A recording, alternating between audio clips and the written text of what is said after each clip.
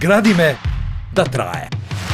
Еврокодови е сет на 59 стандарди, кои што ги даваат правилата и принципите за проектирање на бетонски, челични, ѕидани, алуминиумски, спрегнати дрвени конструкции.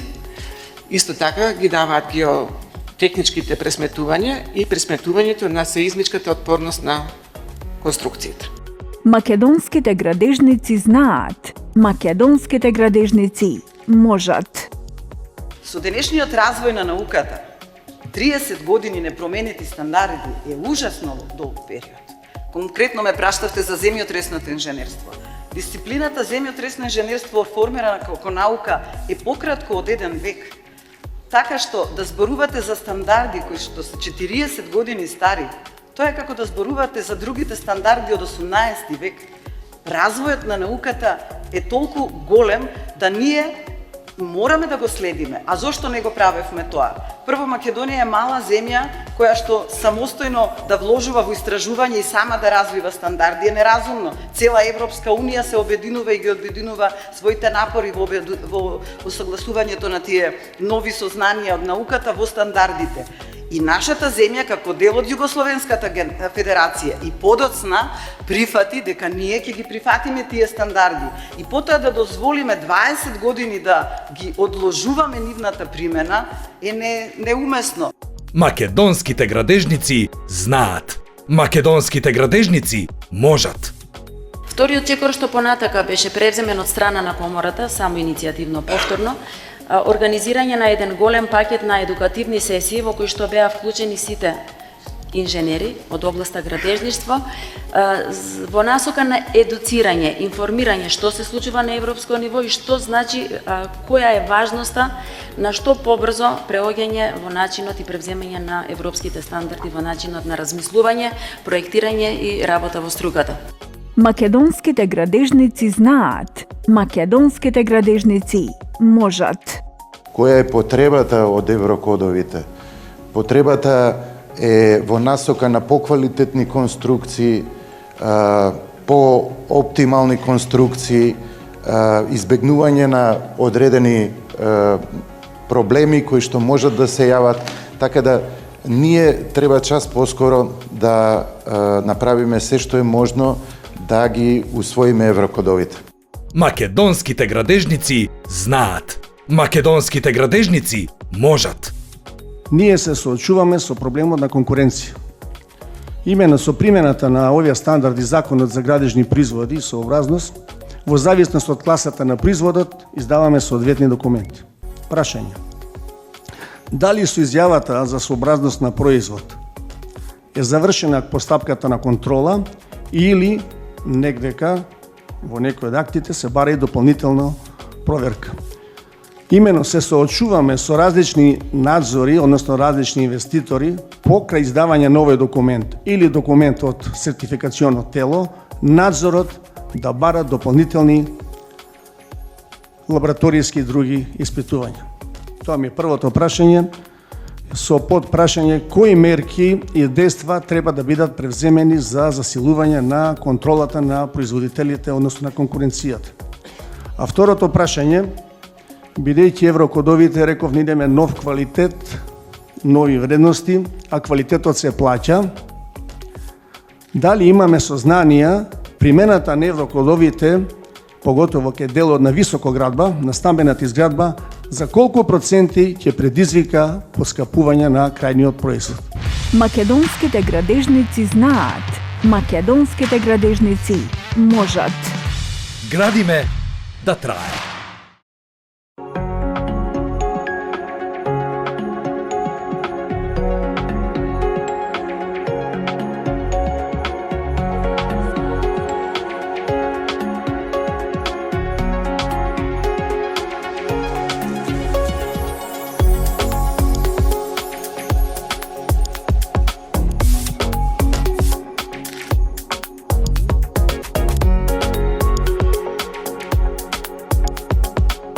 Македонските градежници знаат. Македонските градежници можат. Градежната индустрија кај нас, а и во светот, се смета за едно од најголемите двигатели на економијата и е сектор кој од година во година се развива и расте. Важноста на примената на европските стандарди, еврокодови, во градежништвото е од големо значење, заради обезбедување квалитет, безбедност, сигурност и конкуренција на објектите. Еврокодовите представуваат група европски стандарди за инженерски конструкции, проектирање згради, мостови, кули, силоси и други дејности врзани со градежништвото. Еврокодовите воспоставуваат принципи, правила и барања за безбедност, сервисирање и издржливост на конструкциите, сите предвидливи оптеретувања и нивните дејства на конструкциите, како земјотрес, ветер, снег, пожар и така натаму. Еврокодовите се наменети да се користат заедно од N 1990 до N 1999 за структурно проектирање на згради и градежни работи со сите видови конструкции, вклучително бетонски, челични, алуминиумски, дрвени и ѕидани конструкции. Македонските градежници знаат. Македонските градежници можат. Добро дојдовте на вториот ден од првата конференција за патна инфраструктура, искуства, предизвици и перспективи. Денеска ќе започнеме со третата панел дискусија, прва за денеска. Еврокодови, европски стандарди за конкурентно и квалитетно градежништво. Модератор и панелист, професор доктор Горан Марковски, декан на Градежен факултет Скопје.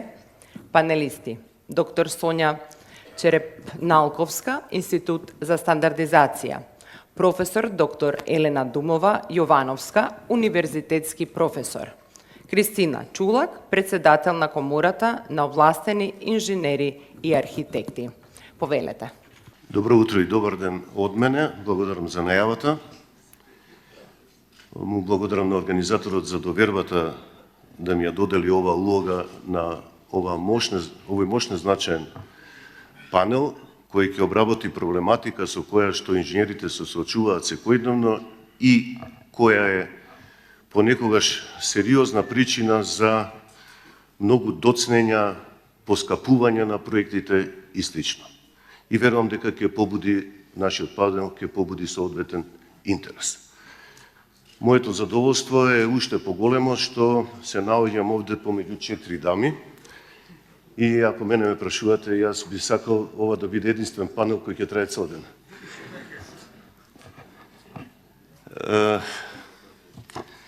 Но за жал мора да почнеме затоа што времето е ограничено.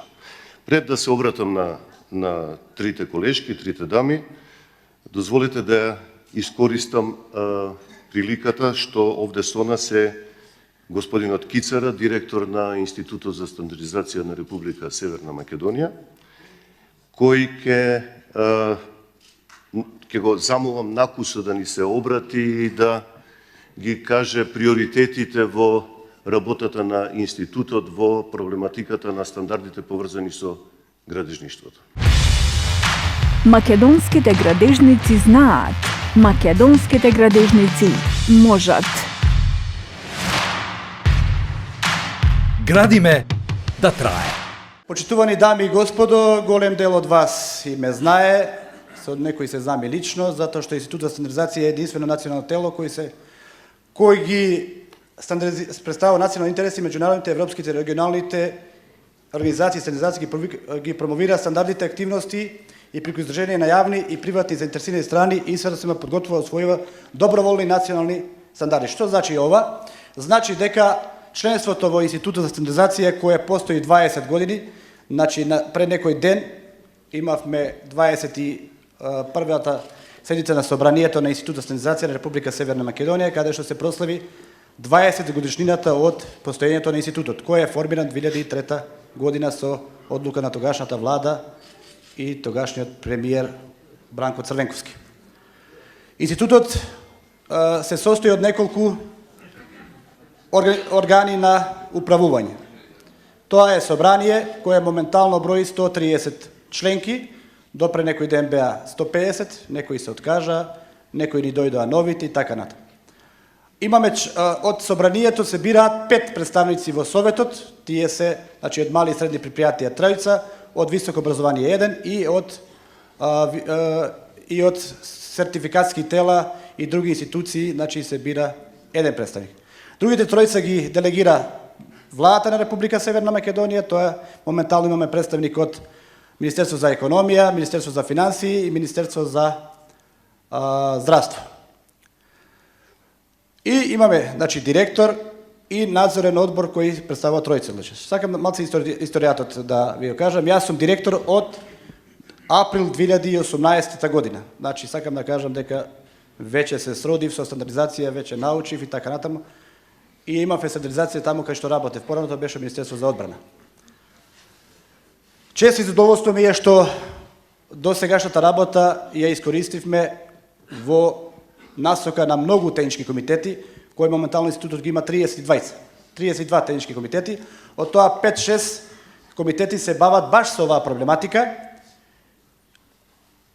и мислам дека успешно од моето доаѓање 2018 година, заедно со господата Черепналковска, заедно со техничкиот секретар од нашиот што е натре во институтот, тој е Вилјам Христовски, и тогашниот председател Петар Цветановски, успеавме да она што беше забрано од 2012 година до 6 години го мрднавме напред.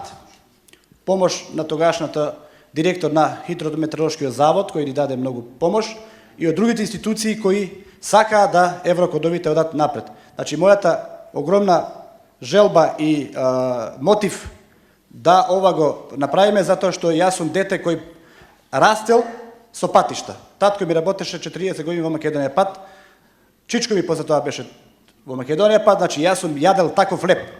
И повеќе сум гледал, како се вика, асфалт, него некои други работи. Така да, патиштата ни се многу битни. Како што кажа и вчера вице-премиерот, значи ние требаме да имаме ова инфраструктура која што ќе ни овозможи да одиме напред. Јас кратко, иако не беше најавено да зборам, не сакам тука да малце ми е ова ван мојата професија, затоа другите работи кои што се однесуваат, поготово на еврокодовите, значи експертот наш од институцијата, тоест господата Черепналковска, која е раководител на сектор за стандардизација, каде што е техничкиот комитет ТК40 за еврокодови и за други работи, ќе многу подобро ќе ви објасни, а ние сме тука ако треба нешто во врска со институтот. Значи јас ги повикувам и другите членки кои се тука, а не се членки на Институт за стандардизација, да станете членки, да бидете кај нас, да дојдете и да ги убирате плодовите на институтот. Значи ние сме единствена институција која дава бесплатно одговори и многу брзо. И стандардите наши се најевтини во Европа. Значи имаме тука некои работи што треба да ги зборуваме, усвоени се 2018 година, 2019 се усвоени 57 национални анекси. Се надевам дека со промена во техничкиот комитет, каде што сега го имаме професор Јосифовски, со неговите членови, мојата помош, помош на Черепналковска, помош на еве сега ни се понудија и фала му на тоа директорот на патишта, министерот за транспорт и врски, се надевам дека и други институции ќе се вклучат да овој проблем, што е стварно проблем, да биде решен што се однесува. Јас сум подготвен, мојот тим, моите вработени во институтот се подготвени да ви помогнат во секој момент и секој домен. Ви благодарам уште еднаш. Благодарам, директоре. Се разбира дека вашата институција е можеби во тежиштето на сите овие процеси, затоа што нашиот живот и генерално се темели на почитување на одредени стандарди, а во градежништвото тоа е уште повеќе изразено. Ви благодарам уште еднаш за обраќањето. Ќе започнам со колешката Черепналковска, која е веројатно една од најупатените во погледот на стандардите поврзани со градежништвото. Со оглед на тоа што во Македонија за еврокодовите се говори веќе 30 на години, сепак еве за овој аудиториум што е тука, ќе ве замолам накусо да ни објасните зашто всушност станува збор, да го видиме нивниот историјат на европско и на наше национално ниво и да видиме до каде сме ние во овој процес. Повелите. Ви благодарам на прашањето. Меѓутоа, пред да одговорам, би сакала да се заблагодарам на организаторот за поканата до институтот. Ми причинува особена чест и задоволство што институтот е дел од оваа конференција. За улогата и значајот на стандардите во областа на градежништвото, токму преку оваа панел дискусија ќе ја малку приближиме до сите нас. Што се однесува до прашањето и еврокодовите, за нас, мислам дека добро познато, еврокодови е сет на 59 стандарди, кои што ги даваат правилата и принципите за проектирање на бетонски, челични, ѕидани, алуминиумски, спрегнати дрвени конструкции. Исто така ги даваат геотехничките пресметувања и пресметувањето на сеизмичката отпорност на конструкциите. Што се случува со овие стандарди? Они се на европско ниво донесени, усвоени, публикувани 2007 година преку Европскиот комитет за стандардизација и од 2010 година они се задолжителни во сите земји членки на Европската унија. Оно што е значајно во Еврокодот се националните анекси, кои ги внесуваат спецификите на одредени земји да представуваат дел од тие стандарди, изразени преку така наречени национални определени параметри. Така да овие национални параметри ги даваат информациите на определените својства, за секоја земја, која што ги вметнува во националниот анекс. И можеме да кажеме дека стандардите, заедно со националниот анекс, го сочинуваат пакетот на еврокодови. Едното без другото е невозможно. Значи, европскиот стандард, заедно со националниот анекс на одредена земја, сочинуваат еден пакет на стандарди, составени од 59 стандарди и поточно 57 национални анекси, кои што, поновувам, се задолжителни во Европската унија од 2010 година. Што се случува на национално ниво? Со усвојувањето во 2007 година на европско ниво, Градежниот факултет достави иницијатива до Институтот за стандардизација за формирање на технички комитет. По овие иницијативи Институтот тргнува во постапка на формирање и истата година се формираше Национален технички комитет за еврокодови, кој што всушност представува огледален комитет на Европскиот. Европскиот комитет во својата структура има 9 подкомитети, па и Националниот комитет ја следи истата структура, се формираат 9 работни групи и може да се каже дека преку 40 експерти од градежниот сектор учествуваат во овој процес. Кога се отпочна со работа преку техничкиот комитет тие години, се усвоија стандардите европски, зборувам за еврокодовите, со индосирање. Тоа е една постапка која што е уредена со Законот за стандардизација, односно прифаќање на европскиот стандард во англиската верзија и изработување на национална насловна страна во која што е даден преводот на насловот и институцијата преку која се усвојуваат стандардите. Ова се случи 2012 година, каде што се отпочна со изработка на националните анекси. Се разбира, се отпочна со првиот стандард 1990 Еврокод 0, како што го нарекуваме. Меѓутоа, што се случува во меѓувреме? Ќе се надоврзам на, можеби, на вчерашниот разговор на политиката и стручноста. Ни се случи нешто што јас би сакала да го споделам, тоа и со вас, да во 2012 година со промена на власта нас ни се менува и структурата на техничкиот комитет, али го потенцираме еврокодовите. Па така, во 2012 година, само што се отпочна со работа, од непознати причини се комитетот растори, се формираше нов технички комитет, од непознати причини, каде што председателот, водечкиот експерт во еврокодовите, не беше од градежниот сектор. Се изгубија 5-6 драгоцени години, да 2018 година, поново со менувањето на власта и поставувањето на сегашниот директор, поново се направи реконструкција на тој нов технички комитет, каде што се поставија и председавач и членови од градежниот сектор. Се отпочна многу интензивно да се работи во 2018 година, се усвоија националните анекси. Националните анекси се усвоија 2020 година. Меѓутоа, тука ќе направам еден прекид во хронологијата, за да го објаснам процесот, дека новиот европски пристап во стандардизацијата е да стандардите се со доброволна примена. Се до оној момент, додека некој закон или подзаконски акт или одлука донесена од владата не се повика на одредени стандарди и за да тие добијат статус на задолжителна примена. Значи, основната задача на институтот е да ги развива и усвојува и публикува стандардите. Овој процес на еврокодови со изработка на националните стандарди го заврши во 2020 година.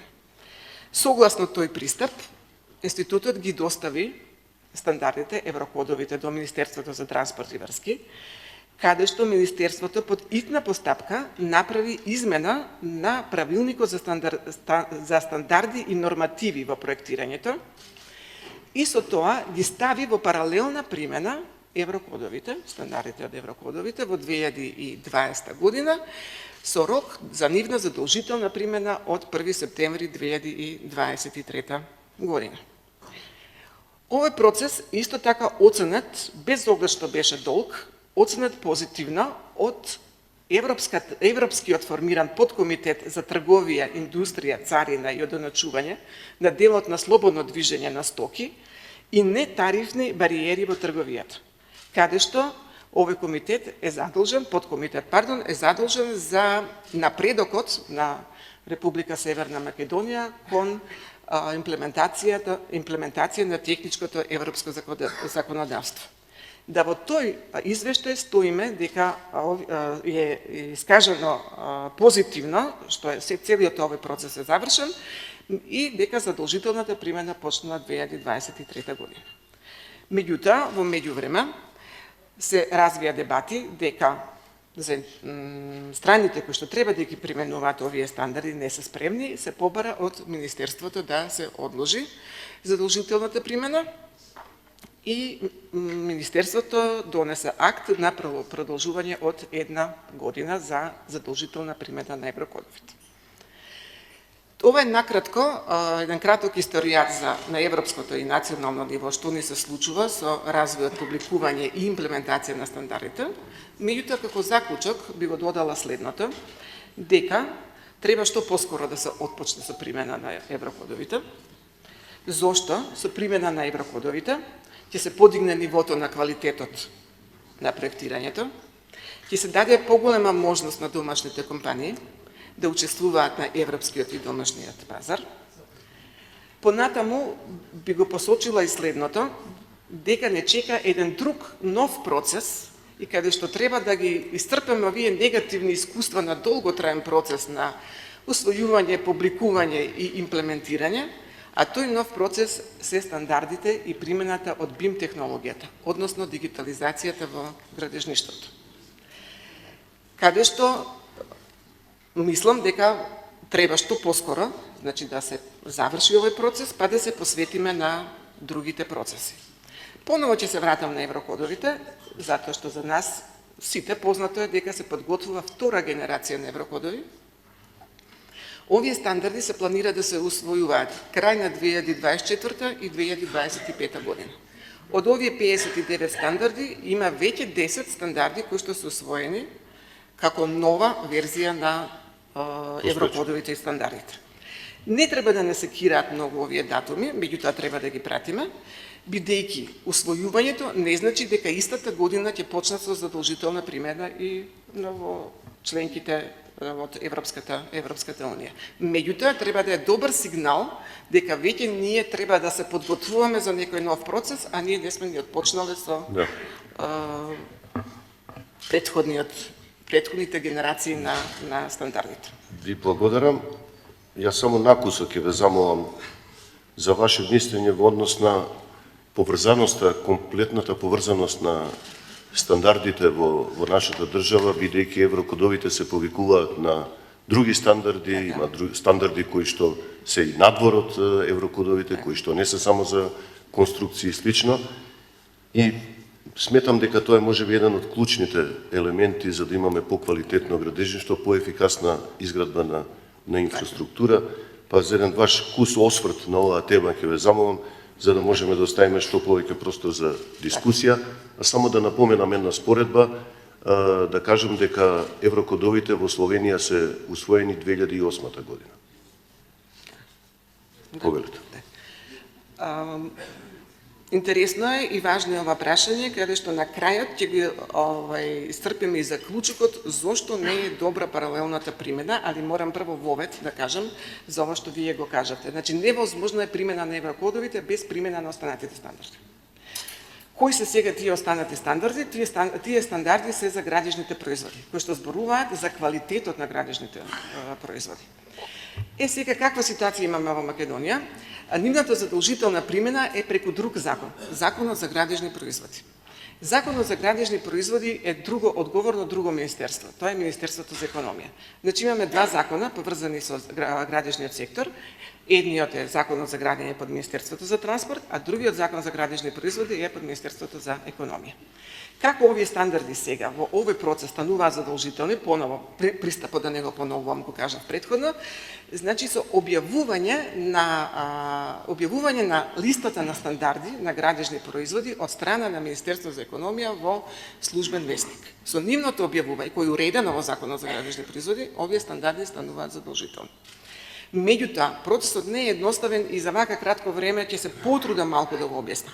Овие стандарди ги нарекуваме хармонизирани. Меѓутоа имаме и нехармонизирани стандарди, каде што законот кој е донесен 2015 година направивме измена, зашто зборам направивме, учествував во работната група на подготовка на законот за градежни производи. Се направи измена во 2018 година, каде што се обврзува Министерството да ги објавува и нехармонизираните стандарди.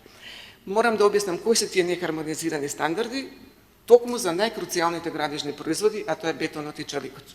Значи, стандарди кои што европската стандардизација дозволува секоја земја да си го реши на национално ниво. Ние овој процес го заокруживме, поново ќе кажам, усвоени се стандардите, доставени до Министерството за економија, објавени во службен весник. Сега што останува? Останува нивната примена, нивната задолжителна примена. Би сакала да нагласам дека за контролата на производите потребно е да постои инфраструктура за квалитет. Во државата и тоа не е решено. Што е инфраструктура за квалитет? Имаме закон, имаме стандарди, имаме преку Институтот за стандардизација.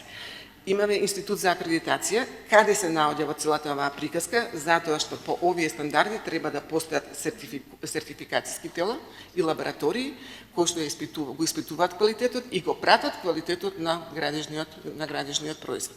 Сето тоа постои, сето тоа е формирано во нашата држава. Значи имаме основа да го имплементираме комплетно овој дел од градежништвото и на крај постои надзор на пазарот, каде што со законот е утврдено и многу важен момент дека кој врши контролата и надзорот на квалитетот на градежните производи. Една е државната пазарна инспекција, а друга при вградувањето на производот на градилиште е одговорен надзорниот инженер. Значи, ова се главните два моменти за имплементација и мислам дека треба да ги користиме позитивните искуства од регионот, за да функционира ова во регионот се многу активни, многу е активен државниот пазарен инспекторат. Во суштина излегува дека производителите работат под еден континуиран притисок, зошто? Бидејќи еднаш издаден сертификат не е доволно. Тој сертификат треба да се одржува. Треба континуиран надзор на производителите за контролата на производот. И ако ми дозволите, би ги кажала како заклучок кои ни се отворените прашања и ова што го кажав при воведот за паралелната примена. Значи, ни остануваат многу отворени прашања, а тоа е дали сите производи градежни кои што се пласираат на пазарот се сертифицирани, дали оние кои што се сертифицирани и понатаму го одржуваат квалитетот, што се случува со увозот. Дали производите кои ги увезуваме се сертифицирани, бидејќи ако не се, ни се ствара нелојална конкуренција на домашните фирми. бидејќи притисокот е врз домашните фирми да го сертификуваат производот, а ние увезуваме несертификувани производи, кои што мислам дека е многу важен момент. И сега да дојдам до крајниот заклучок, зошто не е добра паралелната примена? Затоа што стариот пристап по правилникот, вие подобро знаете за бетон и армиран бетон, пристапот за примената на стандардите е сосема друг. Тамо не се бараат сертификати, тамо се бараат атести и тамо е задолжителна стандардизацијата. Значи, ние сега зборуваме за нешто што апсолутно нема никакви допирни точки. И невозможно е ние дупло да го испитуваме квалитетот на градежниот производ. Благодарам.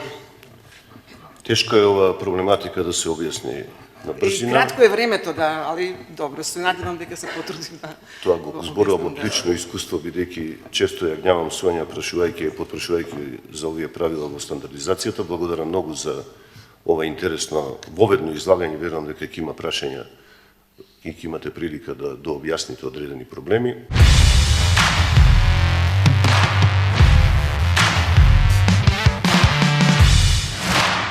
Професорке Думова, вие доаѓате од градежниот факултет и да ве замолам да на аудиториумот објасните докаде е факултетот во однос на едукацијата на нашите најмлади категории идни инженери во насока на изучување на еврокодовите, а и секако што прави факултетот и за понатамошна едукација на останатите веќе завршени инженери од праксата. Повелете.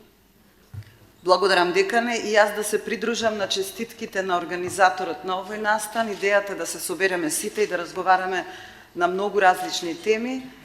А на раководителот на оваа сесија благодарам за поканата да проговорам во името на Градежен факултет и нашата едукативна задача. Веројатно не е тајна, ама да си повториме, ние сме се уште единствениот градежен факултет во земјава. Ние на други некои од универзитети има студиски програми по градежништво или кои што допираат градежништво, меѓутоа комплетен градежен факултет не случајно е единствен. Деканот вчера накусо проговори за еден од суштинските прашања, тоа е новите студенти, меѓутоа многу други проблеми со кои што се соочува градежниот факултет, сакајќи да ги одржи високите стандарди кои што се необходни, го прават и одговорноста наша поголема. Се подсетуваме сите за години, и јас ќе се подсетам дека веднаш после магистрирањето се поклопува некаде со самостојувањето на нашата земја, од кога вработените и наставниот кадар од градежниот факултет заедно со Друштвото за градежни конструктори, кои што секогаш биле двигатели на новите процеси, ги поставуваат како точки токму еврокодовите. И низ историјата најмладиот председател не подсети неодамна, најмалку 4 или 5 имаше симпозиуми посветени на еврокодовите, во кои што се обидувавме не сами, туку поканувајќи професори, колеги наши од европските универзитети, да ни помогнат да прво ние научиме, за да можеме да помогнеме. Коинциденција со 2007 година, кога на европско ниво беа прифатени европските стандарди за проектирање, е воспоставување на нов модел на студиските програми воопшто во земјата, поради повторно присоединување кон Европската унија, популарниот кредит трансфер систем, што дозволи да имаме изборни предмети. И ние уште тогаш, 2007 година, понудивме изборни предмети во кои што се изучува еврокодови, проектирање на сизмички отпорни конструкции, тоа веднаш и згради, и инженерски конструкции, во кои што влегува инфраструктурата, се понудени од тогаш. Меѓу колегите што ги сретнав овде има и кандидати кои што тој предмет и го слуша. Меѓутоа, кога слушате нешто како изборен, го доживувате како нешто што не е баш неопходно, туку е ваш слободен избор и посветувате можеби помалку внимание. Како и да е, во моментот кога беше донесена одлуката 2020 година за паралелна употреба на европските стандарди, веднаш се премина на задолжителните дисциплини кои што се однесуваат на проектирањето во најзастапениот конструктивен материјал бетон и челик, се премина како задолжителна обука европските стандарди. Зиданите конструкции, дрвените конструкции кои што повторно се можеби со помал обем како нови, меѓутоа како постојни се голем број, исто така се воведени. Така што ние можеме да зборуваме дека првата генерација на дипломирани градежни инженери кои што наредната година ќе ги добијат своите дипломи, не знаат БАП, не знаат дозволени напрегања во челик, туку изучуваат исклучиво според современите стандарди. Настрана од обврските кои што ги имавме во рамките на студиските програми и задолжителната настава, ние одговаравме на секој повик да организираме дополнителни обуки за активните веќе инженери. Тука председателката на комората ќе каже повеќе, бидејќи иницијативата потекнуваше уште пред повеќе од 10 години од таму. Приватни компании имавме кои што не поканија, ние никогаш не одбивме. Во рамките на европски проект Еразмус, кој што градежниот факултет го водеше и во кој што другите земји од регионот не побара еврокодови, затоа што велеа дека веќе почнале да работат, ние за потребите на нашиот инженерски кадар понудивме обуки. Ако ги споделам искуствата со вас, значи беа понудени 2 курса во делот на проектирање сизмички отпорни конструкции, 2 курса понудени во делот на бетонски конструкции. Од пријавени прво фантастични во тој момент по 100 и нешто кандидати, на крај кога ги видоа обврските кои што треба да бидат завршени во обуките, мислам дека, Дарко го гледам, не повеќе од 10 дипломи поделивме, што не упатува на заклучокот дека проучувањето и воведувањето на тие стандарди се доживува како дополнителен напор кој што веднаш нема економски ефект. И кога разговаравме на темата дали да продолжиме паралелна употреба и кои се проблемите да можеме да продолжиме на паралелна употреба, мојот став и понатаму е ист. Одговорноста, колеги, сакале или не, е на инженерите пред се индивидуалци. Ако вие сакате да бидете проектант, ако сакаме да бидеме проектанти, ревиденти, ние имаме обврска да го имаме потребното знаење. Тоа бара дополнителен напор. Нема бегање од тоа и веќе ги слушам вашите мисли, велејки, веројатно, лесно е во нашата академска комотна позиција тоа да го речеме, меѓутоа народот вели секоја планина своја тежина. Не е лесно, знаеме дека не е лесно, ама друг пат нема. Така да не смееме да дозволиме и земјата и индустријата да бидат заложници на тој дополнителен напор кој што треба да биде вложен во таквите обуки. Така што и понатаму стоиме отворени како градежен факултет во секоја форма, на секој кој што ќе понуди дополнителни обуки да бидат организирани. Друг пат нема. Да, благодарам. Она што сакам да го потенцирам и да го извлечам од вашето излагање, дека новите генерации студенти се практично обучени и едуцирани единствено да работат според еврокодовите, што е многу значајно кога ги согледуваме целата слика. И уште едно кусо прашање, со оглед на тоа што работите во областа на земјотресното инженерство, односно на сизмичкото градење, какви се вашите досегашни искуства во поглед на квалитетот на објектите што би го добиле со практикувајќи ги еврокодовите во споредба со она што го имаме досега? Иако моја потесна област на истражување, проучување и обуки кои што сме ги организирале е земјотресното инженерство, ама ја не би го издвоила само тоа. Колеги, овде гледам многу лица со кои што заедно сме почнувале од 92 таму, кога почнавме во рамките на Друштвото на градежни конструктори, да зборуваме во осамостојаната земја за усвојување на стандарди и пренесување на стандардите од претходната федерација. Со денешниот развој на науката, 30 години непроменети стандарди е ужасно долг период. Конкретно ме праштавте за земјотресното инженерство. Дисциплината земјотресно инженерство формирана како наука е пократко од 1 век. Така што да зборувате за стандарди кои што се 40 години стари, тоа е како да зборувате за другите стандарди од 18 век. Развојот на науката е толку голем да ние мораме да го следиме. А зошто не го правевме тоа? Прво, Македонија е мала земја која што самостојно да вложува во истражување и сама да развива стандарди е неразумно. Цела Европска Унија се обединува и ги обединува своите напори во осогласувањето на тие нови сознанија од науката во стандардите. И нашата земја, како дел од Југословенската федерација и подоцна, прифати дека ние ќе ги прифатиме тие стандарди. И потоа да дозволиме 20 години да ги одложуваме нивната примена, е неумесно. Ако се вратам повторно на стандардите за асизмичко проектирање, конкретно инженерски конструкции.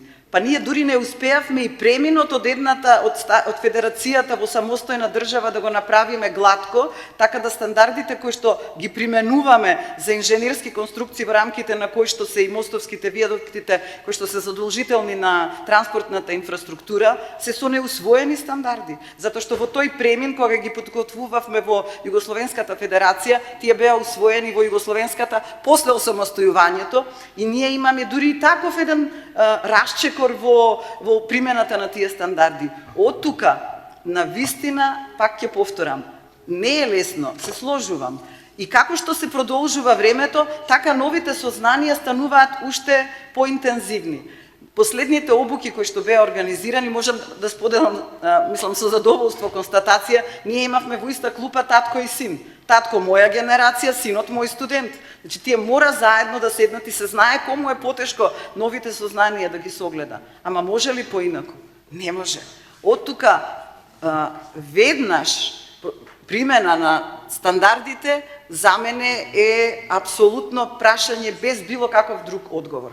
Која е потребата да помогнеме во сето тоа, тука сме заедно и искрено се надевам низ вашите прашања и дискусии денешниот ден да се најде решение да тој даден рок од 1 година веќе никој да не помислува дека треба да се продолжува плюс, а што е тоа што можеме сите заедно да помогнеме да добиваме поквалитетни производи. И јас би завршила со тоа да ако цела една индустрија не е подготвена да го направи тој исчекор, тогаш тука се националните власти да не потсетат дека државата не може да биде заложник на индустријата. Иако убедена сум дека индустријата ќе најде начин како тоа да го исчекори последните метри, пошто Сонја раскажа целата долга приказна која е помината, директорот на стандардизација спомена исто така последните чекори кои што се направени. Дајте заедно да се договориме што е тоа што недостасува, како да ги олесниме и да не ги кочиме младите кои што тоа го научиле, да им дадеме шанса во тоа да се произнесат. За цените во овој момент нема да зборувам, ама искрено се надевам дека и во цената на проектирањето најдобар начин да го подигнеме е со подигањето на нашиот влог. Благодарам на можноста да кажам своите мислења. Благодарам, професорке. Македонските градежници знаат. Македонските градежници можат. Македонските градежници знаат. Македонските градежници можат. Градиме да трае. Вградувањето на европските прописи за проектирање градежни конструкции, еврокодови, во правилникот за стандардите и за нормативите за проектирање е чекор поблизу до европскиот градежен пазар. Примената на еврокодовите ќе го подигне нивото на квалитет на проектирањето, иницирајќи поголема конкурентност на компаниите и поголема додадена вредност на градежништвото. Еврокодовите во моментов немаат задолжителна примена и се користат паралелно со постојните стандарди до септември 2025 година. Првичниот рок беше до септември 2023 година, но беше одложен поради неподготвеноста на фелата и на инженерскиот кадар. Секоја промена бара дополнителна едукација. Особено е важно, темелно да се пристапи кон едукација на дипломираните инженери и архитекти, како и на идните професионалци. Начинот и формата на едукацијата се од приоритетна важност, бидејќи задолжителната примена на еврокодовите треба да започне од 1 септември 2025 година. Македонските градежници знаат. Македонските градежници можат. Колешке Чулак, Кристинка, преседател на Комората на овластени архитекти и овластени инженери, Јас исправно кажав дека архитектите ги ставив напред. Институција која во континуитет овој процес го поддржува на разни начини. Па сега ќе ве замолам накусо да изнесете кои се досегашните активности во оваа област која ова наше струково здружение ги има преземено и реализирано во врска со еврокодовите. Повелете. Благодарам, професоре. Благодарност до организаторот на оваа конференција во вака широк состав и без нараквици, како што спомна мојот колега, со еден битолски израз, да проговориме сите за предизвиците и состојбите во струката. Нема да кажам проблемите, не сакам да ги представуваме состојбите во негативна конотација. И честитки за организацијата, се приклучувам на честитките на останатите колеги. Комората на овластени архитекти и овластени инженери од почетокот на воведување на новите европски стандарди на европско ниво ги следи процесите, особено преку вклучувањето на нашите колеги членови од делот на академската сфера, колегите од Градежниот факултет, колегите од Институтот за земјотресно и инженерство и инженерска сеизмологија. И важноста на примената на европските стандарди во проектирање на градежните конструкции заради пред се обезбедување на квалитет, безбедност, сигурност и конкурентност на изградената средина беа вклучни во препознавање на важноста на оваа тема и вклучување на комората активно со вклучување на сите своји капацитети човечки и финансиски. После обезбедување на преводите, кои што како обврска беа во доменот на работа на Институтот на стандардизација, комората активно се вклучи околу рецензија на овие текстови од околу 5000 страни, колку што ја знам, текст кој што е исклучително стручен и на кој што е особено важно да се направи синхронизација на стручните поими за да не се случуваат дилеми и недоумици или двојно толкување кое што понатака, особено од аспект на безбедност, ќе предизвика проблеми. Тој процес на рецензија на текстовите беше координиран од страна на комората и финансиран во целост, а процес во кој што, како што спомнав, беше вклучена целосно академскиот дел на струката.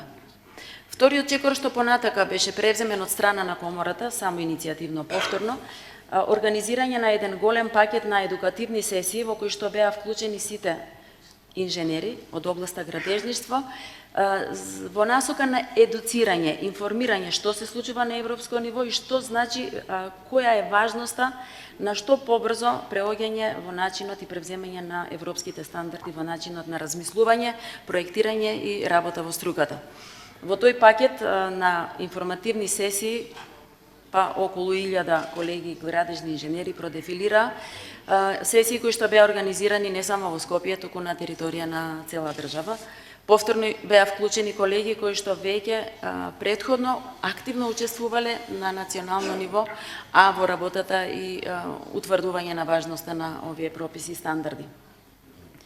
Тргнувајќи од премисата дека е навистина важна оваа тема и искуствата собрани од оној прв пакет на организирани информативни сесии дека не се доволни, туку треба да се пристапи кон оформување на нов пакет на едукации во кој што ќе бидат веќе припремени конкретни примери, потемелни обуки за колегите, се отпочна на еден процес на таква подготовка, исто така во рамки на комората.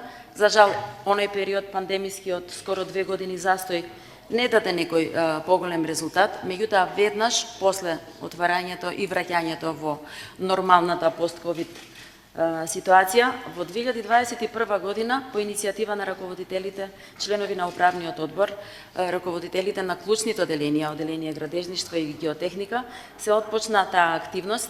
Беше оформено експертско тело, во кое што беа вклучени колеги конкретно од сите области, а кои што како теми ги третираат еврокодовите, да го оформиме овој концепт на нов пакет на обуки, сега веќе, како што кажавме, посериозни и многу подетални, за да го припремиме членството, затоа што веќе во 2020 година беше донесен правилникот со рок од 3 години за подготовка и отпочнување на комплетно користење на новите европски стандарди.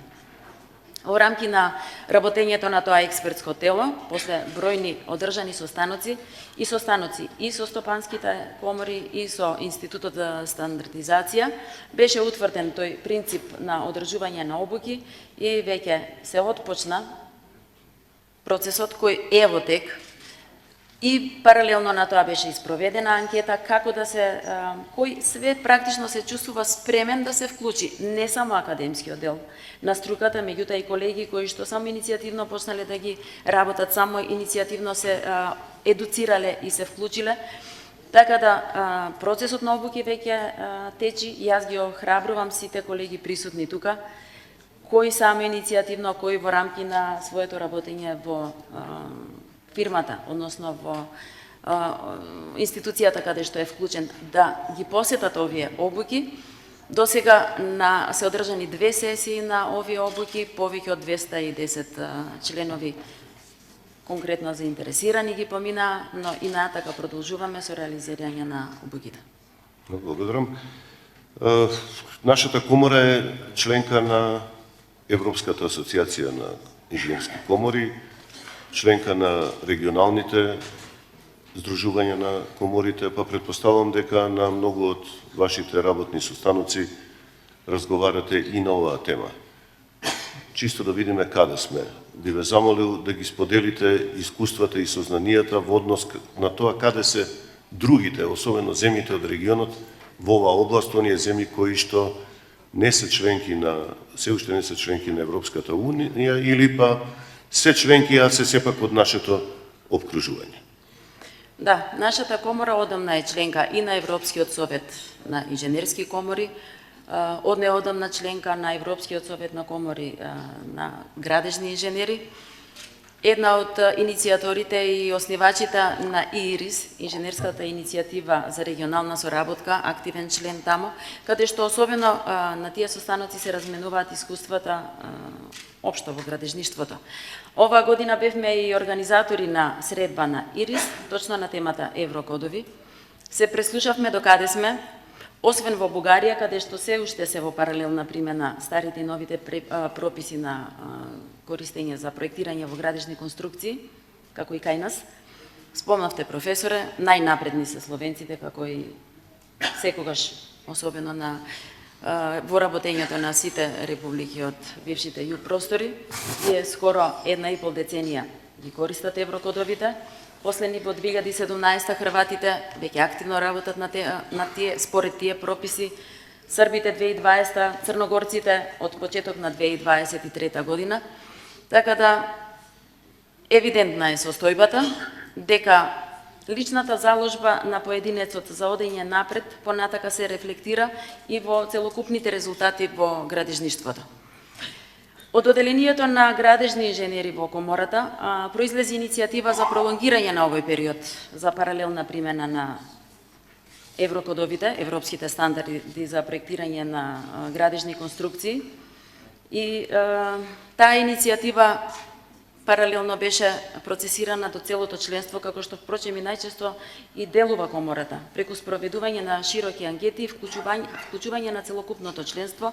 И покрај тоа што, за жал, морам да констатирам, освен што имаме 8.500, скоро 8.500 регистрирани досега овластени архитекти и инженери вкупно, активни се околу 3.500. Тоа е, за жал, мал број, тоа е помалку од половината. Сепак сите ги вклучуваме кога станува особено збор за важни прашања што ја тангираат целокупната струка. И покрај тоа што користењето на еврокодовите како правила на работа директно ги афектира градежните инженери, индиректно тоа влијае на целокупното работење на градежништвото. И токму од таа причина управниот одбор сериозно разговараше на оваа тема и предлогот за продолжување на паралелната примена од 3 години беше разгледан и во насока на конструктивно прогресирање на состојбите, превземање на обврските за вклучување во европските текови и вклучување во современите текови во струката. Управниот одбор достави до Министерството предлог. Овој период на паралелна примена да биде продолжен за 1 година со конкретни предлози реализацијата да се направи во 2 фази, во рокот првите 6 месеци да бидат навистина во една интензивна динамика, координирани активностите на сите вклучени субјекти околу синхронизација на потребното законодавство, потребните анекси, национални анекси, преводи или користење на европските стандарди, изворна како што се на англиски, останува тоа да се преиспита. Во наредниот период од 6 месеци да се довршат обуките кон сите членови инженери за да научат практично да ги користат и сето ова да биде организирано преку оформување на едно координативно тело кое што ќе биде водено со представник од Министерството за транспорт и врски, координативно тело кое што ќе направи точен акцијски план со точна мапа на утврдени одговорности, рокови за почитување на овие превземени обврски и вклучување конечно на целокупното членство во овој европски процес на работа. Јас сакам само да се надоврзам на коментарот на директорот на Институтот за стандардизација дека ги имаме во моментот како користење на анекси со најниска цена, но имајќи ја во предвид економската состојба на инженерите кај нас на локално ниво, сепак колегите инженери во таа анкета се произнесоа дека не се толку ефтини и прифатливи. Заеднички треба да се потрудиме да го најдеме начинот како овие инженери европските стандарди да ги користат во официјална форма, да не се најдат во ситуација да пристапуваат кон користење на пиратски верзии, што исто така не е добро и е во насока на законско користење на регулативата. И би сакала да ги повикам сите институции, односно сите фирми кои што пак во рамки на комората, Стопанската комора, се здружени на друг начин, да помогнат со свое вклучување нивните градежни инженери полесно да се вклучат, да обезбедат време, простори и ресурси, да се вклучат во овој процес на едукација. Процес на едукација кој што комората се потруди да го олесни и финансиски. Значи 40% од вредноста на обуките го субвенционира комората. Ви благодарам. Да, благодарам и јас ви благодарам. Не само во процес на едукација, јас би додал дека без активно учество на колегите од реалниот сектор и во подобрување на овие стандарди и директно учество во сите оние фази потребни за да тие станат редовни стандарди во користење, практично овој процес е многу тешко да се заокружи и оттаму повикон кон сите нив. Пред да Ако ми дозволите, во таа насока затоа и комората ја пушти анкетата и повторно ќе ја пушти, кој од колегите кои што веќе практично работи на терен е спремен да се вклучи во овој процес на обуки. Не само од аспект на академско презентирање на користење на прописите, туку од аспект на некој што веќе практично ги користи на терен и да даде можност да ги пренесе своите искуства на останатите колеги кои се спремни веќе да почнат да учат да работат по еврокодови. Да, благодарам. Пред да преминеме на делот за прашања од присутните, јас ќе го искористам присуството на колегата Јосиф Јосифовски, кој е најнов председател на Техничкиот комитет 40, чија задача е имплементација на еврокодовите, неодамна избран, па ќе го замолам да ни ги пренесе првичните договорени работи на овој технички комитет. Благодарам, колега Марковски. Поздрав до сите. Посебно ми е задоволство што една ваква значајна тема најде место на оваа прва патна конференција. Нужно и значено, веројатно и панелистите во своите дискусии веќе нагласија која е потребата од еврокодовите. Потребата е во насока на поквалитетни конструкции, по-оптимални конструкции, избегнување на одредени проблеми кои што можат да се јават, така да ние треба час поскоро да направиме се што е можно да ги усвоиме еврокодовите. Како што кажа веќе професорот Марковски, пред кратко време бев избран за нов председател. Уште практично на првата седница се направи некаква реорганизација во рамки на Техничкиот комитет 40. Отворени сме за соработка со сите предпријатија тука присутни, значи членството е слободно во техничкиот комитет. Ми се чини колешката Черепналковска објасни дека тоа е организиран на начин на кој што има работни групи во кои и оперативно се работи поодделно на секој од стандардите. Работата е волонтерска, така, и за председателот и за сите членови, што некогаш представува потешкотија, мора да бидеме искрени и да побараме поддршка од институциите во делот на ангажманите кои што овие експерти ќе ги имаат. Мислам дека и тоа значајно и е можеби една од причините зашто толку долго време ни требаше да дојдеме до некои резултати, до некои преводи така натаму. Во моментов имаме преводи на сите стандарди, ги споменавте и вие, 59 стандарди. Идејата е некаде до април следната година тие да се пуштат на јавна расправа и до април, како што реков, и следната година да се усвојат постојните преводи. И тоа звучи одлично и ќе биде така, меѓутоа проблемот е што во меѓувреме, во тие десетина години за кои што зборевме дека доцниме позади другите во регионов, Еврокодот не стоеше. Практично се работеше на него кој стандард и се носеа нови верзии, така да пред нас ќе биде повторно една сериозна задача и работа во рамките на техничкиот комитет. Јас уште еднаш ќе ги поздравам сите панелисти и присутните и ќе кажам дека ќе испратиме и преку да речеме Институтот за стандардизација, ќе испратиме повик до сите кои што се желни да се вклучат да бидат дел од овој технички комитет. Благодарам. Професорот објасни добро и суштината на работата. Јас преска сакав да ве доловам да знаете каква е структурата на работата на институтот. Значи вака. Директорот не одлучува на висината на стандардот, колку ќе се купува, нема се купува. Значи тоа одлучува советот. Јас што се однесува до мене од 2018 година, како станав директор, значи сакав да помогнам и помагам не само на еврокодови. Значи помагам во делот на 32 технички комитета. Значи имаме усвоено 37.000 стандарди. Значи тоа ги усвојуваат техничките комитети од изворните стандарди, тоа се ISO, CENCELEC, значи европски стандарди и така натаму.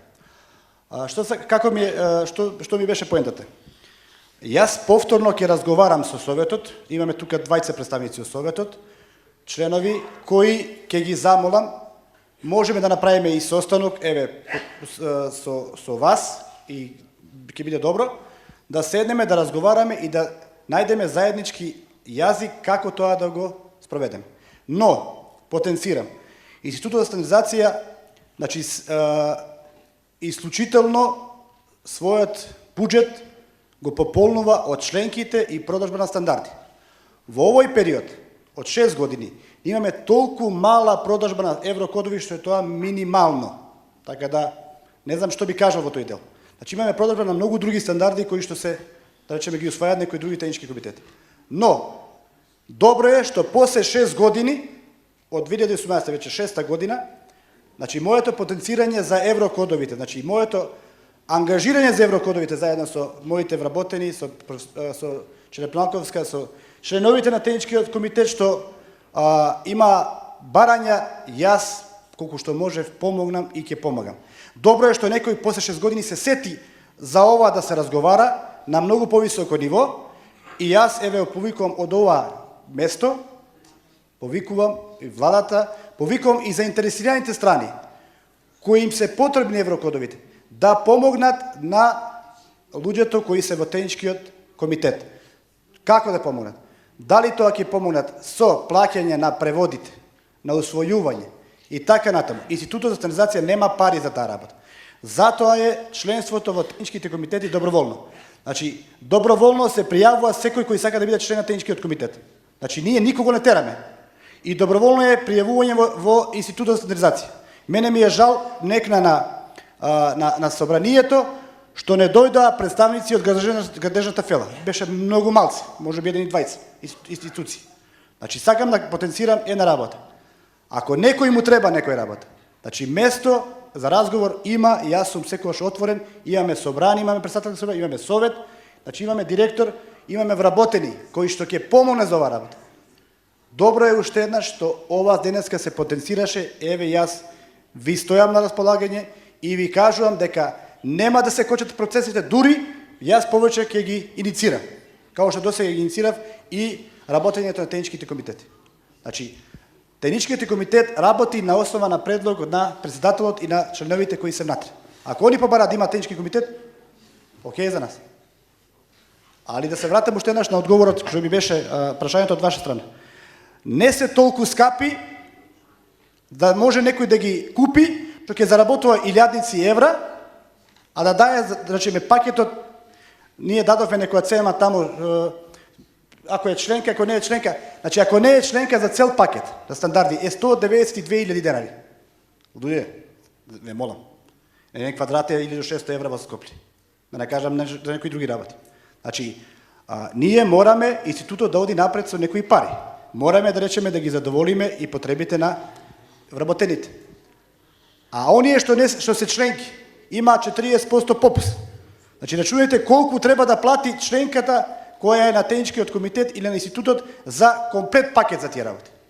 Ако и тоа е многу, окей, еве ви го председателот техничкиот комитет, еве ви ги членовите, договорете се, имате совет, ако најдете заедничко решение и ако најдете заеднички работи, јас као директор веднаш тоа ќе го усвоим и веднаш тоа ќе го процесирам. Значи, немојте да кажете, немојте да мислите дека Институтот за стандардизација ги кочи процесите. Не. Од 2018 година, убаво кажа Черепланковска, значи јас као директор не ги кочам процесите, дури ги убрзувам. Па доаѓам во сутри со моите вработени викаат директор ова не ти е војска. Пошто работи во војска пара. Значи јас сакам да ги потенцирам работите да одат работи напред. Овој автопат треба да дојде 130, така. Ви благодарам. Благодарам. Еве, со ова почнавме, со ова завршивме. Ја отварам делот посветен на прашања од аудиториум. Повелете. Добар ден, јас сум Силјан Михайловски, доаѓам од фабрика Карпуш. Ја користам оваа прилика да ве поздравам сите, да ве известам дека ние сме производители на префабрикати, пионери во Македонија и оваа година славиме 75 години постоење. Поврзано со темава имам две кратки прашања. Еврокодори, конкурентно и квалитетно градежништво. Ние се соочуваме со проблемот на конкуренција. Именно со примената на овие стандарди законот за градежни производи и сообразност, во зависност од класата на производот, издаваме соодветни документи. Прашање. Дали со изјавата за сообразност на производ е завршена постапката на контрола или негдека во некој од актите се бара и дополнителна проверка. Имено се соочуваме со различни надзори, односно различни инвеститори, покрај издавање на овој документ или документ од сертификационо тело, надзорот да бара дополнителни лабораторијски и други испитувања. Тоа ми е првото прашање. Со подпрашање, кои мерки и дејства треба да бидат превземени за засилување на контролата на производителите, односно на конкуренцијата. А второто прашање, бидејќи еврокодовите, реков, не идеме нов квалитет, нови вредности, а квалитетот се плаќа, дали имаме сознанија примената на еврокодовите, поготово ке делот на високоградба, на стамбената изградба, за колку проценти ќе предизвика поскапување на крајниот производ? Благодарам. Благодарам за првото прашање. Мислам дека колешката Черепланковска може да одговори. И јас кажав во излагањето, меѓутоа многу кратко, токму тоа што вие го посочевте.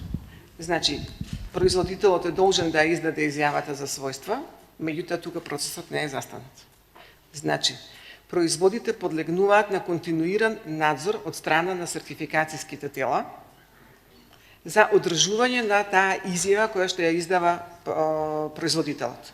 Бидејќи за производителот да ја издаде изјавата за својства, он претходно треба да има добиено сертификат од именувано сертификацијско тело, кое што за различити производи контролата е различита. Каква е контролата, дефинираат стандардите. Пример, бетонот се контролира од страна на сертификацијското тело на 6 месеци, додека други производи, ќе кажем агрегатот, цементот се контролира еднаш годишно. Значи, потребен е континуиран надзор. Прашавте дали треба дополнително да се испитува. Значи, како уредува Законот за градежни производи? Дополнително може доколку има сомнеш од било кој стопански субјект, па и од Државната пазарна инспекција. И точно е уредено дека може да се земе примерок, може дополнително да се испита лабораториски, па дури и кажува дека чифе и трошокот. Доколку резултатот не е во согласно со тој што е објавен, изјавен, трошокот паѓа на производителот. Доколку резултатите се во ред, како што ги декларира производителот, се на трошокот на тој што бара да се направи дополнително испитување. Така е уредено во законот. Прашавте кој е одговорен? Одговорна е, и тоа го кажав, Државната пазарна инспекција, али се додека производот не влезе во градилиште. Значи, Државната пазарна инспекција може да отиде кај производителот, може во маркети, може да заустави возило кое пренесува бетон, агрегат, да побара документацијата која е точно дефинирана при издавањето на сертификатот. Точно е дефинирано што треба да има производител, така да таа одговорност е на Државниот пазарен инспекторат. Колку е он активен, нажалост, немаме представници, нажалост, немаме представник ни од Министерството за економија, под кој што е одговорен за овој закон. И ќе додадам уште еден одговорен е надзорниот инженер на градилиште, односно градежната инспекција. Добро, благодарам. Во однос на второто прашање, професорката Думова, ќе додадам и јас нешто. Ако бараме повисоки стандарди, очекуваме тие да се поскапи или поевтини?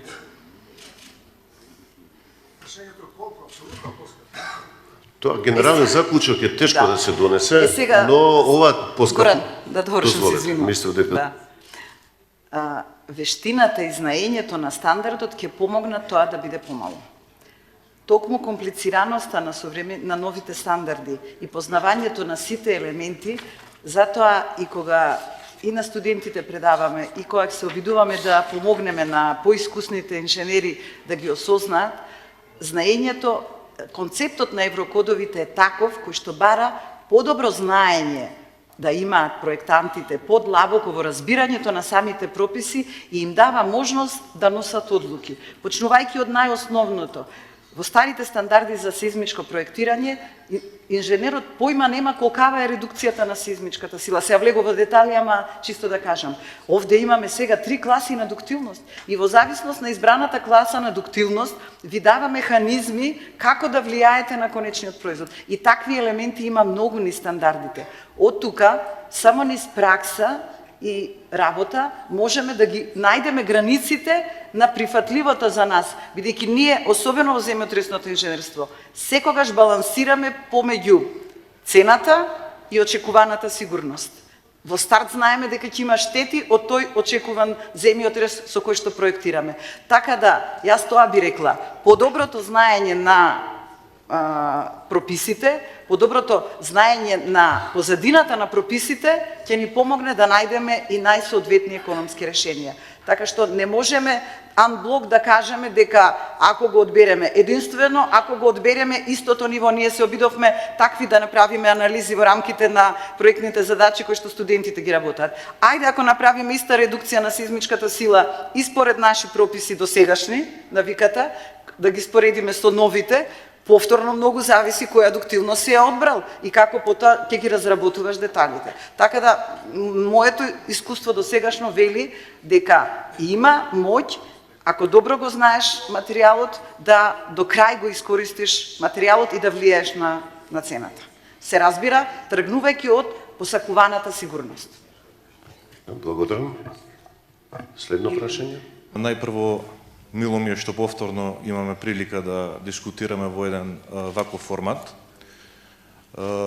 Мислам дека единствено еднаш годишно, ако се среќаваме во овој формат, научната фела, градежниот сектор и институциите, можеме да ги адресираме реално сите проблеми со кои што се соочува градежништвото и да се надеваме да наоѓаме решенија.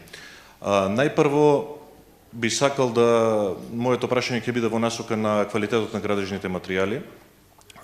Знам посредно дека ситуацијата со бетонот е лоша. Меѓутоа, бидејќи како производител сум присутен на македонскиот пазар во делот на градежното железо, можам да ви кажам дека ситуацијата е уште полоша. Чисто само еден пример ќе ви дадам. Во септември еден производител на железо од една соседна држава овде многу близу до нас пласираше во Македонија либиско железо. Железото е произведено во Либија, етикетите се како да е произведено тука од овој производител и документите се како да е произведено од овој производител и никој ништо не реагираше во оваа држава, ни една институција. Во исто време увезува и жица во Котори од Малезија. Сега, истиот производител се обиде во Косово да ја направи истата финта, но таму Царинската управа го детектираше проблемот и им забрани да ги увезат тие производи и на тие што увезо им наплати царина. Истиот тој производител во Македонија пласира и лесно железо. Тоа лесно железо е минус 10% од номиналната тежина на железото. Вие као професори многу добро знаете што значи тоа за градбата. Десетката Фи-10 е Фи-9, Фи-12 не е ни Фи-11 и така натаму и така натаму. Се донесоа стандардите во Македонија, имаше таму и за сертификација на производителите. Ние сертифициравме 4 фабрики. Во нашата групација, Сиденор групација, ние имаме 2 фабрики во Грција, една во Македонија и една во Бугарија. Ги сертифициравме сите. Бевме први и се уште сме единствени сертифицирани. Пред нецел месец менеджментот од Атина ме праша зошто да продолжиме со таков голем трошок да ги сертифицираме сите 4 фабрики, која државата воопшто не превзема ништо да ги натера и другите производители и другите пласирачи на производи во Македонија да се сертифицираат, а институциите никако не ги имплементираат донесените закони. Јас не знам зошто градежна инспекција, државен пазарен инспекторат и царинска управа не присуствуваат на ниту една ваква конференција. Зошто ги избегуваат овие конференции? Значи, Андреја направил одлична организација со оваа конференција. Професор Дарко со масе конференциите на Друштвото на градежни конструктори прави исто во сличен формат, малку и повисоко на научната фела е таму присутна, меѓународно. Меѓутоа, институциите некако не избегнуваат. Зошто? Не знам. Прашањето и до доктор Черепналковски и до сите вас останати е што можеме ние да направиме за ова да биде, за стандардите да се имплементираат час поскоро. Јас ќе бидам многу дрзок, ние не знаеме во какви градби живееме, работиме, не знаеме во какви градби нашите деца учат. Затоа што тоа железо се вградува во тие градби. Минус 10% на тежината на железото е, нека објасни професор Дума што значи за градбите. Ви благодарам. Македонските градежници знаат. Македонските градежници можат. Градиме да трае. Поново го лоцираме проблемот и во самото излагање беше кажано. Што со увозот? Значи, имаме стандарди, имаме и закон. Зошто не го имплементираме законот, сепак јас не би говорела, затоа што го застапувам, мислам да има на Институтот за стандардизација одговорна за имплементација на стандардите, меѓутоа го знам добро законот затоа што учествував во него. Во 2018 година да направивме измена каде што точно во неколку члена се дефинирани увозите, оно што вие го кажавте.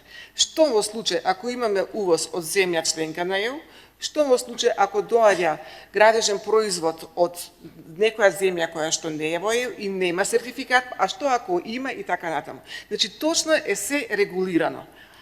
А околу примената јас поново кажувам дека ценам дека треба Министерството за економија, под кое што спаѓа и државниот пазарен инспекторат и царината, може би да биде и заклучок од сета ова панел дискусија, да за следен некој ваков собир да бидат присутни они, па да се отворат и тие теми. Има многу контролни механизми пропишани со нашите закони. Дури јас често споменувам дека и можеби пререгулирани сме на хартија, односно согласно законската регулатива, меѓутоа мислам дека примената во пракса ни киксира, односно нашата свест и совест односно свеста и совеста на сите учесници во процесот на градење, на што треба да се поработи и секако на одредби кои што треба да делуваат во таа насока. Еве уште едно прашање, ако има некое кусо, само вемувам, професорката Цветковска од Градежниот факултет. Чекав да се јавам на крај, чувствувајќи потреба, нели, пошто и претходно беше кажано дека одредени барања пристигна и од делението на градежни инженери во комората, па би сакала да се осврнам на ставот на градежните инженери кои што фактички го сочинуваат одделението на градежни инженери во комората. Потегна барање токму од тоа одделение за поголем рок на продолжување на паралелната примена. Морам да образложам зошто беше тоа така. За жал, Македонија порано имаше големи компании, кои што можеа да понесат на својот грб било какви промени и од аспект на начин на проектирање, изведба и така натаму. Младите инженери имаше од кого да учат. Сега нашето градежништво се сведе повеќе на работа на помали фирми. Капацитетите на тие помали фирми нормално се помали и колегите од фирмите се плашат дека нема во овој период да успеат да го совладаат овој материјал и да можат во рок од една година навистина да се вклучат во проектирање на објектите само по еврокодовите. Не сакам да барам кривица тука ниту во едната, ниту во другата страна. Организиравме обуки, сведоци бевме дека на тие обуки не се јавија толку многу инженери како што ние очекувавме дека ќе се јават, значи кривица има на некој начин што не сме подготвени и од едната и од другата страна. Меѓутоа сакам еден друг проблем да потенцирам, што еврокодовите, преводите не го видоа светлото на денот. Зошто тоа беше така? Свесни сме и неколку пати денеска се потенцира, но треба да знаеме дека не секој инженер доволно го владае англискиот јазик и ако седнат да проектираат по материјал кој што кога го читаат, а некогаш и една запирка и едно и или може и како да ја смени суштината, затоа стравот кај инженерите беше дека не е време да почнеме само по еврокодови, додека не ги имаме тие преводи во рака на македонски јазик. И затоа се бараше и поддршка и од Министерството да тука помогне во однос на преводите. И уште нешто што Министерството сметам дека треба да помогне, а тоа е малку подлабоко да навлезем и ако треба и да промениме некој од нашите национални анекси, национално дефинирани параметри внесени во националните анекси. Од која причина тоа го велам? Ние вложивме напор како ТК-40, ги донесовме картите за ветер, снег, температура, сеизмика. Меѓутоа, внатре во еврокодовите има доста параметри кои што секоја држава требаше да ги дефинира баш врз база на овој квалитет на материјалите што ги зборувавме. Ние немаме анализа во нашата држава колку можеме да им веруваме на квалитетот на материјалите. А токму тие гама за материјал фактички треба да ни дадат опција да се ги направиме конструкциите малку посигурни. Од друга страна, имаме една голема група на објекти, стари објекти, кои што набрзо ќе треба да се реконструираат. Секоја реконструкција ние мораме да подлежи прво на анализа во каква состојба е, а потоа го предвидуваме новото. Ако ги анализираме нашите конструкции сега по старите прописи, тие се во ред. Ако ги анализираме по новите прописи по еврокодови, може да се случи некој објект за кој што сме свесни дека со години тоа е во ред и стои и дека добро се однесува, не ги задоволува барањата согласно еврокодовите. Па токму и со тие национално дефинирани параметри, ние треба да си овозможиме да нашите стари објекти поминат одредена анализа и задоволат и согласно со еврокодовите, пред да се започне со нивно, речеме, реконструирање, да не бидат тоа огромни чекори. Јас не велам дека тоа не може сега да се стори. Може, но давам еден апел до државата да малку покаже поголема отвореност кон оваа проблематика и финансиски да поддржи, затоа што пред нас стојат преводи и на нови еврокодови кои што доваѓаат, нова генерација, значи уште еднаш препроверување на некои од тие национално дефинирани параметри, а за сето тоа треба да се има финанси. Знаејќи дека Институтот за стандардизација не може тоа да го покрие, реално очекуваме значи помош од државата. Благодарам.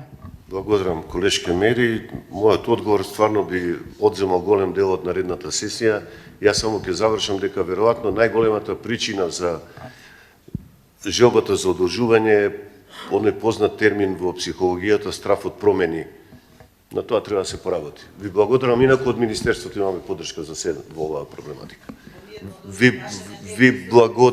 благодарам на сите за присуството. Се надевам дека скоро ќе имаме можности да разговараме на оваа тема повторно.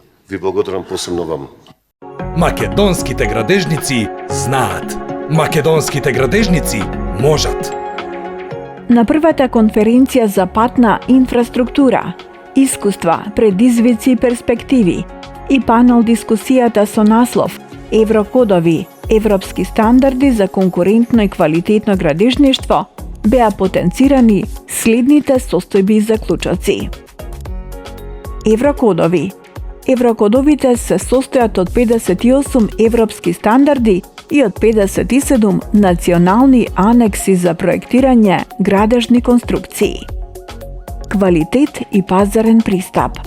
Примената на еврокодовите ќе го зголеми квалитетот на проектирањето и ќе овозможи поголема конкурентност за домашните компании на европскиот и на домашниот пазар.